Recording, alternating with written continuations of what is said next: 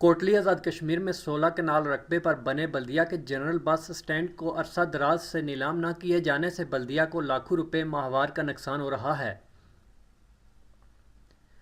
कश्मीर और पाकिस्तान के मुख्तलिफ शहरों को जाने वाली मुसाफिर गाड़ियों के 18 स्टैंड से महकमे को सिर्फ 74,000 रुपये सालाना मिलते हैं, जबकि तजारती मरकज़ लारी अड्डा में दुकानों के किराए से मखसूस लोगों को लाखों का फ़ायदा हो रहा है।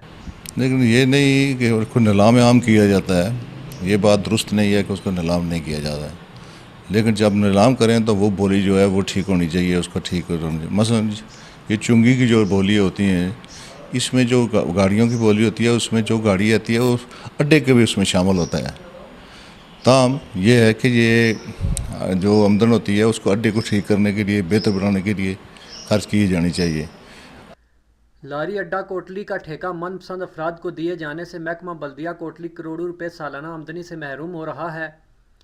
अंजमन ताजरा कोटली समेत दीगर बाशऊर अफराद इंतजामिया की खामोशी पर सरापा एहतजाज हैं। हमने जो बस स्टैंड का सिलसिले में तमाम हमने अहकामात वो अल्लाह के फजल करम में पूरे कर दिए हैं। बस कुछ चंद दिनों की बात है, इस पर हम हैंड स्टेक लेने वाले हैं।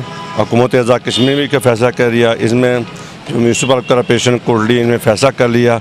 हम चाहते हैं कि इस लारी अड्डा कोटली को जल्द अज जल्द नीलाम आम किया जाए।